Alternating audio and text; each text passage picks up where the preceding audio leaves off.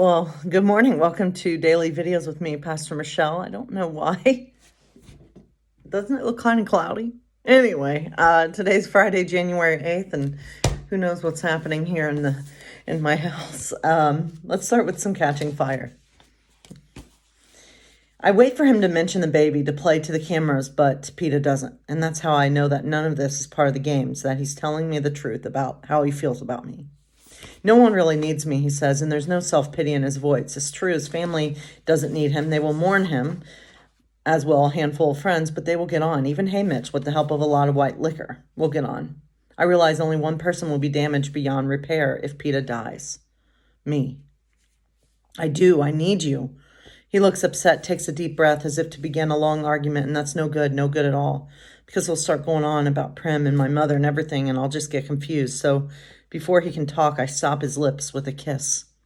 I feel that thing again, the thing I only felt once before in the cave last year when I was trying to get Hey Mitch to send us food. I kissed PETA about 1,000 times during those games and after, but there was only one kiss that made me feel something stir deep inside. Only one that made me want more, but my head wound started bleeding and he made me lie down. This time, there's nothing but us to interrupt us, and after a few attempts, PETA gives up on talking. The sensation inside me grows warmer and spreads out from my chest, down through my body, out along my arms and legs to the tips of my being. Instead of satisfying me, the kisses had the opposite effect of making my need greater. I thought I was something of an expert on hunger, but this is an entirely new kind. It's the first crack of the lightning storm, the bolt hitting the tree at midnight that brings us to our senses. It rouses Finnick as well. He sits up with a sharp cry. I see his fingers digging into the sand as he reassures himself that whatever nightmare he inhabited wasn't real. I can't sleep anymore. One of you should rest. Only then does he seem to notice our expressions, the way we're wrapped around each other, or both of you. I can watch alone. PETA won't let him, though. It's too dangerous. I'm not tired. You lie down, Katniss. I don't object because I do need to sleep. If I'm to be of any use keeping him alive, I let him lead me over to where the others are. He puts a chain with the locket around my neck, then rests his hand over the spot where our baby would be. You're going to make a great mother, you know. He kisses me one last time and goes back to Finnick. His reference to the baby signals that our timeout from the games is over, that he knows the audience will be wondering why he hasn't used the most persuasive argument in his arsenal. The sponsors must be manipulated.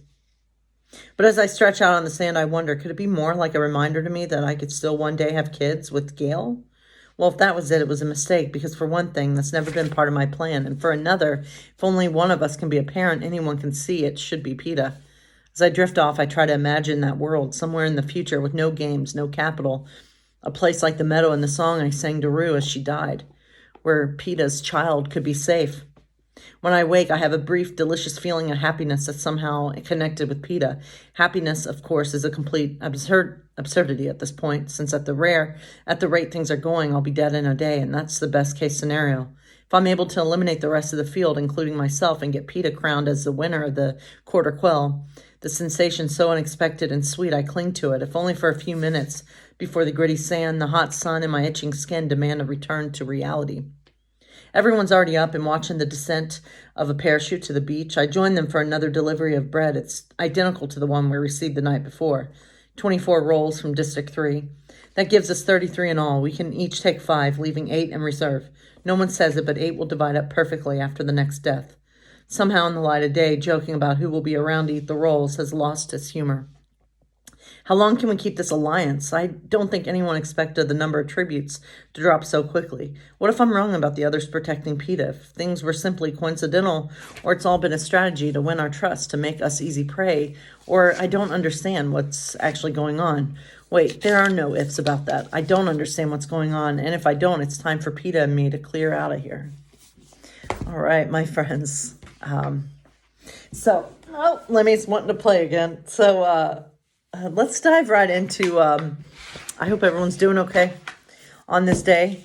Let's dive right into Humans in New York, though. I've been getting into just reading these. So here's a woman right here. And she says, I want to make my life easier for people in China who have disabilities. I know what it's like because I lived in a Chinese orphanage until I was 10 and wasn't able to go to school because I couldn't walk. But that's a small part of who I am. I want to be a diplomat and travel, do all sorts of things that have nothing to do with being disabled. I don't want people to pity me. I don't want to be another poor her. I don't want to inspire people. Inspiration is a word that disabled people hear a lot, and it's a positive word to you, but to us is patronizing. I'm not living a wonderful life for a disabled person. I'm living a wonderful life, period. This morning I got accepted into the London School of Economics. Now hold on, let me put on some lip gloss before you take the photo. And here's here's this guy, and he says, I went to jail for 10 years, but that's all behind me. What for? Why should I tell you? It's your story. Organized crime, allegedly. All right. I like that about the woman in the wheelchair, that they don't want to feel like they've inspired someone. They're just normal people, just like you and me. So let's continue on with our inspirational women. Let's hear about the birth of Isaac. So, as God promised, Abraham's wife Sarah did conceive. She bore a son and named him Isaac, which means he who laughs. This raised an urgent question. Whom would God recognize as the heir of his covenant, Ishmael or Isaac? In the Hebrew tradition, God chose Isaac, though Islam teaches that the covenant went to Ishmael. With Isaac's position secure now, Sarah urged her husband to cast out this slave woman with her son. Abraham could not resist his wife's entreaties. He gave Hagar some bread and a skin of water and sent her on her way.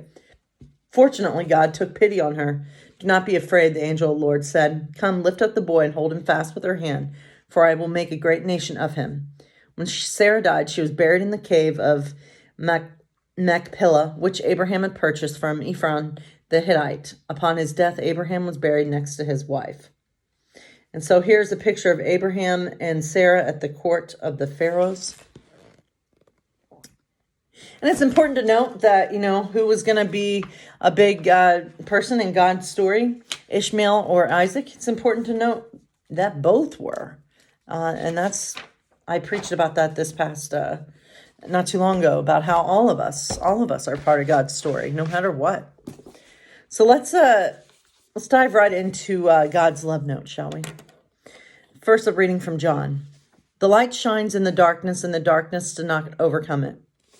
God says, there's days are short, there's a lot of darkness, and I know that these can be some of the hardest days to face. I want to remind you that because of people like you, my light has never disappeared in the hardest of days. It's always been there to light the path for people facing their own shadows, or the shadows of fear, pain, and heartbreak. So today, I invite you to reflect on how my beloved Son came to shine a light that still shines today. And I invite you to reflect on how that light shines in you for those who need it, and where you can invite me to shine more brightly in your own life, because I want to be there now. I have always wanted to be there. So let's pray. Our Father, who art in heaven, hallowed be thy name, thy kingdom come, thy will be done on earth as it is in heaven. Give us this day our daily bread, and forgive us our debts as we forgive our debtors. And lead us not into temptation, but deliver us from evil. For thine is the kingdom, and the power, and the glory forever. Amen. Hold on. I'm playing with Lemmy, one of her toys. Anyway, I hope everyone's doing okay. Stay safe out there. These are crazy times. But I'm thankful for these videos. They've kind of helped me to get through the days, even if no single person's watching these except me. I could say anything probably, and no one would care. I don't know. Someone could be watching these. God bless you all.